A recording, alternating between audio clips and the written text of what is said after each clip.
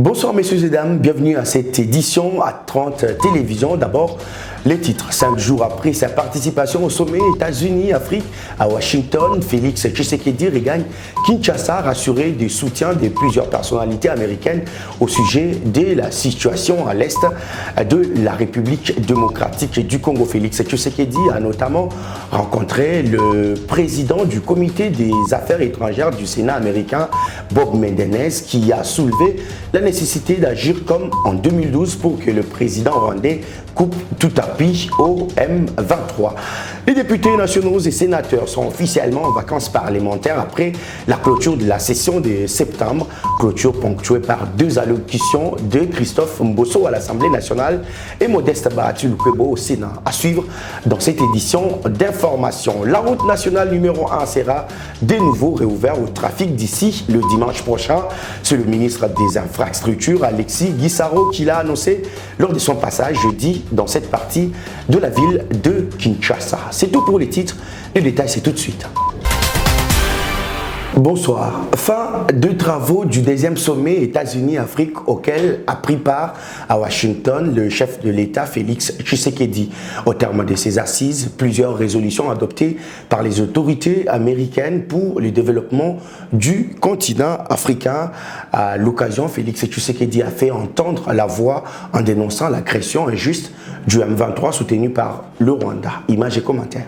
Plus de 40 chefs d'État africains ont pris part pendant 3 jours au sommet États-Unis-Afrique. Sommet convoqué par le président américain Joe Biden pour la consolidation d'un partenariat stratégique, politique, économique et sécuritaire entre les États-Unis et l'Afrique. À l'issue de ces travaux, 3 conclusions soulevées en faveur de l'Afrique, notamment les États-Unis vont investir 15 milliards de dollars américains pour le commerce et l'investissement en Afrique. Le pays de l'ongle Sam veut que l'Afrique obtienne un siège permanent au Conseil de sécurité de l'ONU. Aussi, l'administration Biden s'est positionnée pour l'intégration de l'Union africaine comme membre du G20. Durant ces sommets, la RDC, par le biais du président Félix Tshisekedi, a fait entendre sa voix pour dénoncer l'agression injuste des terroristes du M23 soutenus par le Rwanda. Le pays a aussi fait valoir son potentiel économique pour attirer plus d'investisseurs américains. Le président américain s'est posé en porte-voix de l'Afrique, où il a d'ailleurs promis de s'y rendre. Ce serait la première visite d'un président des États-Unis sur le continent, 7 ans après le voyage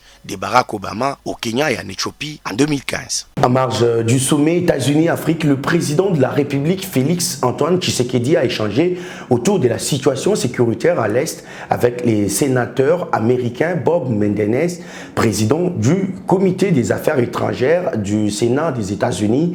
Nous devons agir comme nous avons agi en 2012 pour que Paul Kagame cesse de déstabiliser la République démocratique du Congo, a déclaré le sénateur Bob Menendez, qui est parmi les personnalités américaines à avoir clairement dénoncé le soutien du Rwanda au groupe terroriste du M23. Autre actualité dans cette édition d'information, la session ordinaire de septembre officiellement close jeudi au Parlement. Au Sénat, Modeste Bahati a passé en revue la situation générale du pays. Le président du Sénat a salué le travail des sénateurs pour avoir revu à la hausse les budgets 2023 avant d'appeler la population à rester soudée derrière le chef de l'État, Félix Tshisekedi. Les détails dans ce reportage. C'est presque tous les secteurs qui ont été balayés par le président du Sénat, Modeste Bahati Lukwebo, dans son discours de clôture de la session de septembre 2022. Le numéro 1 de la Chambre haute du Parlement a d'abord exprimé son satisfecit quant au travail titanesque réalisé par ses collègues sénateurs au cours de la session. 38 lois au total ont été examinées et adoptées par les élus des élus, spécialement la loi des finances 2023, dont le budget a été revu à la hauteur de 16,08 milliards de dollars américains. Les speakers de la Chambre des sages a aussi rappelé les activités menées en termes de contrôle parlementaire en mettant en exergue les auditions des membres du gouvernement et des responsables des services de l'État. S'agissant de la situation sécuritaire au pays, Modeste Bahati n'a pas manqué de saluer les efforts du chef de l'État dans la lutte contre l'insécurité à l'Est. Je dois saluer la diplomatie agissante de son Excellence, Monsieur le Président de la République, chef de l'État, qui a permis de créer une certaine unanimité sur le plan international autour de la vraie nature de l'agression de notre pays, parce que le M23 n'était que la tête de l'iceberg dans l'océan. Aujourd'hui, tout est mis à découvert sur cette agression rwandaise contre la République démocratique du Congo. Je saisis cette occasion pour féliciter nos forces armées pour leur bravoure, leur sens élevé de patriotisme et leur esprit de sacrifice. Avant la clôture de la session, les sénateurs ont examiné et adopté en seconde lecture le projet de loi portant habilitation du gouvernement durant la période des vacances parlementaires. Et à l'Assemblée nationale, Christophe Mbosso a félicité les membres du bureau et l'ensemble des députés nationaux pour le travail abattu malgré le contexte de l'insécurité à l'est dans le territoire des Kwamout. Le président de la Chambre basse du Parlement a invité les régies financières à mettre en application les recommandations des élus pour la maximisation de recettes. La suite dans ses commentaires. Dans son discours de clôture de la session ordinaire de septembre, le président de la Chambre basse du Parlement est revenu essentiellement sur la grande production législative des élus nationaux durant la session. Christophe Mbosso a fait savoir que la session a permis aux deux chambres du Parlement d'examiner et adopter la loi des finances exercice 2023 dont le budget a été revu à la hausse, soit à l'équivalent de 16 milliards de dollars américains. Le speaker de la représentation nationale a félicité le bureau et les membres de la commission économique, financière et de contrôle budgétaire pour le travail appréciable réalisé. Cette session a permis aux deux chambres du Parlement d'examiner et d'adopter la loi de finances de l'exercice 2023 et d'offrir ainsi au gouvernement de la République les moyens nécessaires à la mise en œuvre de son programme d'action.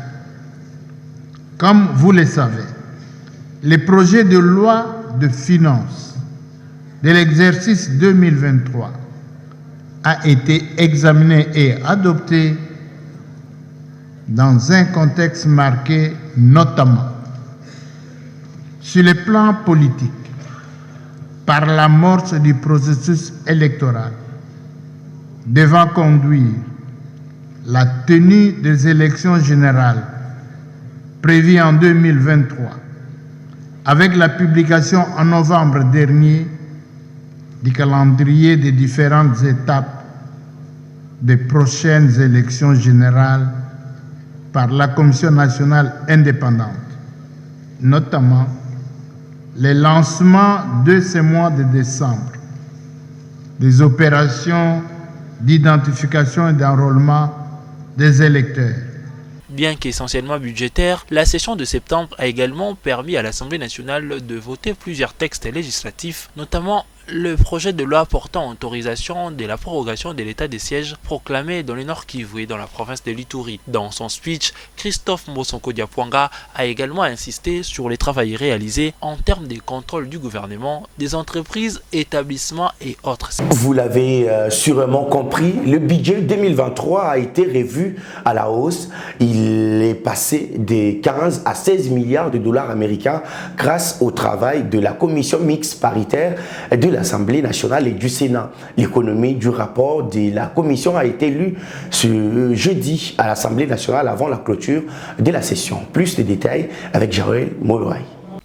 Dans sa présentation, le président de la Commission économie et finances de l'Assemblée nationale, le député Boris Mboukoulaka, a avant tout informé que le budget 2023 a été de nouveau revu à la hausse après le travail du Sénat. C'est là grâce aux recettes additionnelles de l'ordre d'environ 466 milliards de francs congolais. Ces recettes proviennent des douanes et assises, recettes pétrolières non fiscales et de la DGI. Et je vous présente simplement la nouvelle configuration du budget du pouvoir central qui se présente comme suit. Évidemment, à la suite des recettes additionnelles apportées par le Sénat. Le recette du budget du pouvoir central s'élève à 32 456 milliards 782 809 393 francs congolais. Recette 32 456 milliards 782 809 392 francs congolais.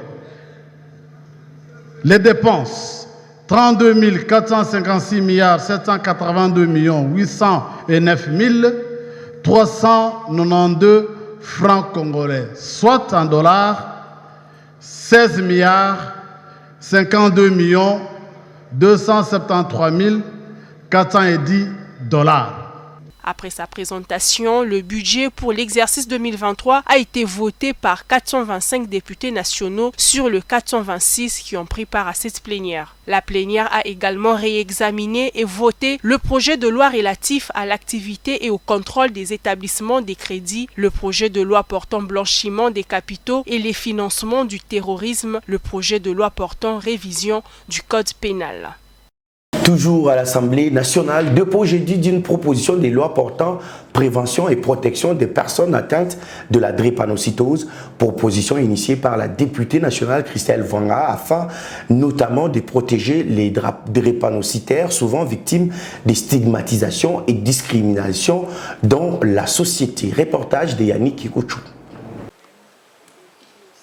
C'est en compagnie des représentants de quelques organisations des drépanocytaires que la députée nationale Christelle Vanga a déposé son initiative parlementaire au service courrier de l'Assemblée nationale. La proposition de loi sur la drépanocytose est placée sur des axes la prévention et la protection. En ce qui concerne la prévention, l'élu de la FUNA propose entre autres l'exigence des tests prénuptiaux ainsi que le dépistage dès les bas âges. S'agissant de la protection, l'initiatrice est également revenue sur quelques propositions inscrites dans son texte de loi. La quintessence, c'est ces deux mots, la prévention et la protection. La prévention, pourquoi? Parce que la RDC est le troisième pays le plus affecté mondialement et le deuxième pays en Afrique après le Nigeria, avec vraiment beaucoup de drépanocytaires, mais malheureusement jusque-là il n'y a pas des vraies décisions spécifiques, des vraies politiques étatiques pour essayer de réduire cette maladie, cette déformation génétique. Et sur le plan de la protection, évidemment, nous avons fait le droit comparé avec, par exemple, les lois sur le VIH où les personnes qui souffrent, qui sont atteintes du VIH sont protégées. Ils ont une loi spécifique. Ils ne peuvent pas être licenciés abusivement du simple fait d'être porteurs du virus. Aujourd'hui, ils reçoivent des ARV gratuitement, tandis que les drépanocytaires ne reçoivent pas des médicaments. Pour son auteur, cette proposition de loi vient poser des bases légales pour la protection des drépanocytaires. Je suis médecin, oui, mais je suis drépanocytaire. Voilà ma première motivation. Et plus de 42 ans de travail que pour m'occuper des drépanocytaires. Et j'ai vécu beaucoup d'expériences malheureuses, j'ai vécu beaucoup de difficultés et même moi-même, je l'ai vécu aussi beaucoup de stigmatisation. De leur côté, les drépanocytaires ont remercié Christelle Vanga et appellent à l'adoption de la loi au niveau de l'Assemblée nationale. Et je pense que ça va beaucoup aider les drépanocytaires sur le plan social. En tant que drépanocytaire, je demande à ce qu'ils puissent voter pour cette loi. Signalant que cette initiative a été rendue possible grâce notamment à l'appui des organisations qui militent pour cette cause, dont la Fondation Denis Nyakero Tshisekedi. Et les députés nationaux de la ville de Kinshasa ont échangé avec le président de l'Assemblée nationale, Christophe Mbosso, au sujet du drame causé par la pluie du mardi 13 décembre dernier. Les élus de la capitale congolaise ont plaidé pour la prise en charge et l'enterrement des victimes de cette catastrophe naturelle. C'était jeudi au cabinet du président de la Chambre basse du Parlement, Christophe Mbosso. Les comptes rendus avec Raphaël Kibuka, élu de Moamba. Kinshasa est frappé de plein fouet par les dégâts causés par les pluies diluviennes qui se sont abattues depuis quelques jours sur la ville. Et il y a eu beaucoup de dégâts, il y a eu perte en vies humaines et des dégâts matériels considérables. Alors, le président de l'Assemblée nationale étant le chef de notre institution, avait voulu nous réunir pour qu'on échange au sujet justement des dispositions qui ont été prises pour l'enterrement des victimes, le suivi des victimes qui sont encore hospitalisées et envisager, réfléchir avec nous sur ce qui devrait être entrepris pour que ces genres de dégâts ne puissent plus se répéter. Nous avons à l'occasion aussi présenté au président de l'Assemblée nos doléances au sujet de certaines autorités qui évitent de recevoir les députés nationaux de la ville, qui comptent échanger avec eux sur certaines questions d'actualité. Sur place, il a donné son point de vue. Il a même atteint certains qui vont devoir nous recevoir sous peu. Nos sincères condoléances aux familles éprouvées. Et nous savons que c'est pénible de perdre un être cher, surtout dans ces conditions. Nous disons à la population quinoise d'être calme et que nous allons devoir travailler avec les autorités concernées pour que ces genres de drames ne puissent plus se répéter. Autre nouvelle dans cette édition de formation, la reprise du trafic sur la route nationale numéro 1 au niveau de l'arrêt en vrac annoncé d'ici les dimanches prochains. Des assurances apportées par le ministre d'État en charge des infrastructures et travaux publics, Alexis Guissaro, est descendu dans cette partie de la capitale pour s'assurer de l'évolution de travaux. Reportage. Le tableau qui se dessine sur la route nationale numéro 1 au niveau de Matadi-Kibala dans la commune de Mangafula n'est rien d'autre qu'un phénomène lié au dérèglement climatique, lequel a de l'impact sur l'évolution des travaux du remblai par enrochement qu'effectue la CGT sur cette principale voie d'approvisionnement de la ville de Kinshasa. C'est ce que soutient le ministre d'État, ministre des ITP, après sa descente ce jeudi sur place, après le passage de la pluie de mercredi dernier. Après le constat et les explications reçues des services techniques de la CGT et de l'Office de route, Alexis Guissaro-Mouvouni, qui ne cesse d'effectuer des descentes sur place, rassure la population de la mutualisation des efforts pour des solutions rapides et adéquates, avec notamment les travaux d'assainissement pour la canalisation des eaux afin de rétablir d'ici quelques jours la circulation. Nous avons donné des instructions très claires d'éviter que les pluies qui sont programmées,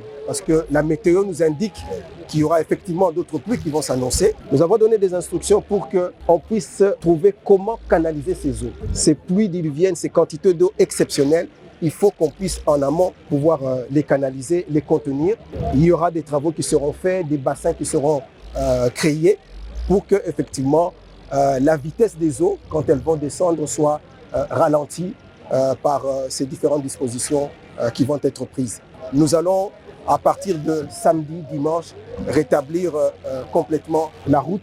Parmi les solutions techniques figurent aussi des voies de déviation en dehors de la voie ferrée qui nécessitera beaucoup plus de temps. Occasion pour le patron des ITP de rappeler qu'il n'est pas sage de construire sur des zones non aedificantes.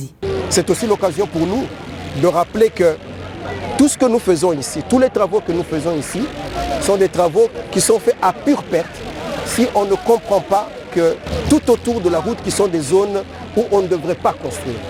Il n'y a pas d'assainissement qui sont faits, les gens construisent de manière anarchique.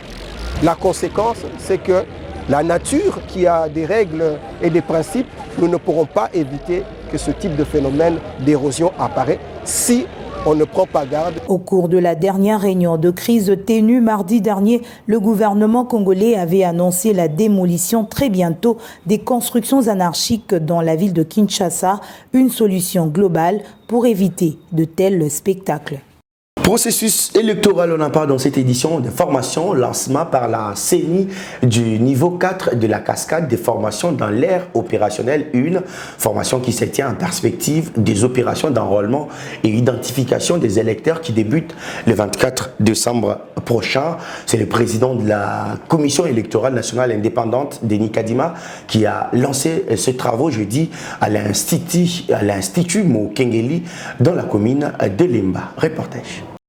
Plus de 50 000 participants prennent part à la formation dans les 10 provinces qui composent la première ère opérationnelle. Ils sont 27 753 présidents des centres d'inscription des électeurs et préposés à l'identification, 12 284 candidats opérateurs de saisie et 12 159 préposés polyvalents. La formation lancée par le président de la CENI a pour objectif d'outiller les participants sur les procédures de l'opération d'identification et d'enrôlement des électeurs.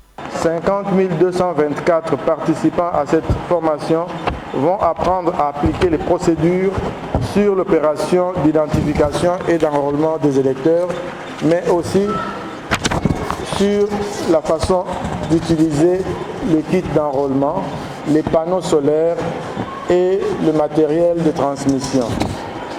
Cette étape franchie va permettre l'aménagement des différents centres d'inscription pour l'identification et l'enrôlement des électeurs dans les 10 provinces de l'ère opérationnelle 1. Le président de la centrale électorale a rappelé la charge qu'a tout un chacun dans ces processus qui va aboutir aux élections prévues en décembre 2023. Chacun de vous a donc l'obligation de comprendre clairement les innovations introduites dans cette opération. Ces innovations vont améliorer des aspects de cette opération capitale pour la tenue effective des scrutins prévus le 20 décembre 2023. La première aire opérationnelle est composée de provinces de l'Équateur, Kinshasa, Congo central, Kwango, Kwilu, Maïndombe, Mongala, Nord-Ici-Dubangui ainsi que la Chouapa. Rendons-nous à présent dans la province de l'Ituri où le commandant de la police nationale congolaise a tenu une parade le jeudi devant plus de 100 policiers. Une dernière parade de l'année au cours de laquelle il a tablé sur les dispositions sécuritaires à prendre pour la période de festivités.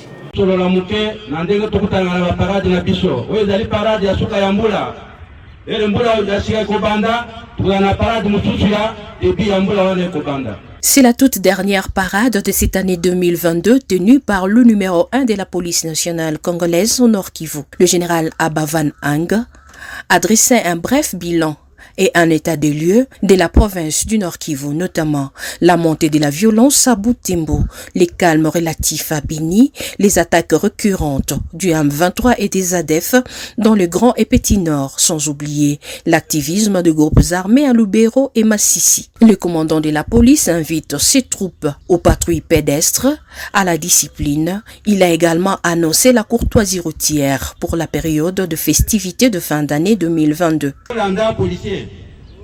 Vous allez un peu makasi la patrouille pédestre. Puis vous allez nuit comme mais patrouille pédestre, tu dois sentir l'angoté. Tu dois sentir l'angoté. Dans le cas que patrouille est ça, la document, itinéraire bien déterminé. Comme ça, tout pesé total là, on peut évaluer pour y battre ça la mako. Donc, tu bandit les lobos à partir de 20, bino kangalisu bastoyente. Fais ça conseil. À part des cas d'accident, vous avez une courtoisie au salala. Tu vois peut-être jusqu'à le 15 janvier. Courtoisie ou Aneza. Suppose la Caucasie que vous avez non, courtoisie, peut-être va un conseil.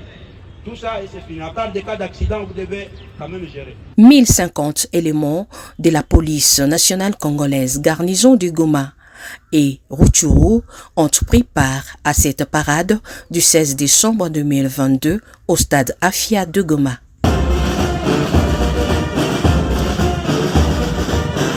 Autre chose dans cette édition d'information, le Parlement de la RDC légifère sur plusieurs matières, mais il n'existe aucune législation sur la santé mentale. C'est la problématique soulevée par le réseau des ONG d'action en santé mentale qui rappelle que près de 4 millions de Congolais souffrent de troubles mentaux. Ces organisations annoncent des rencontres avec des autorités pour obtenir une loi en cette matière. C'était ce vendredi au cours d'une conférence de presse. C'est une deuxième activité organisée dans le cadre de la commémoration de la Journée mondiale de la santé mentale qui se tient chaque 10 octobre. Les membres du réseau des ONG d'action en santé mentale qui font de la lutte contre cette maladie leur cheval de bataille en ont énuméré des causes, entre autres la malnutrition des enfants, les zones minières ainsi que la résurgence des maladies infectieuses. En République démocratique du Congo, selon les statistiques de l'Organisation mondiale de la santé, près de 400 millions de personnes souffrent des troubles mentaux. L'Eurosam appelle à une législation pour garantir la santé des Congolais. En communion avec le Programme national de santé mentale, nous comptons même au cours de la prochaine pleine session du mois de mars, introduire quelque chose de loi, un projet de loi sur la santé mentale pour qu'on puisse annexer les éléments en rapport avec la santé mentale. Au regard des conditions dans lesquelles les enfants naissent, grandissent, vivent aujourd'hui au Congo, il y a lieu de ne pas penser que si on ne change pas, on n'investit pas dans la santé, le développement de l'enfant dans les 1000 premiers jours de la vie, il n'y a pas lieu d'envisager le développement du Congo d'ici 2050. La Journée mondiale de la santé édition 2022 avait pour thème « Faire de la santé pour tous une priorité mondiale ». Mesdames, Messieurs, ce journal est complètement terminé sur votre télévision. Merci de l'avoir suivi. L'actualité reste en continu sur le www.actu30.cd. Au revoir.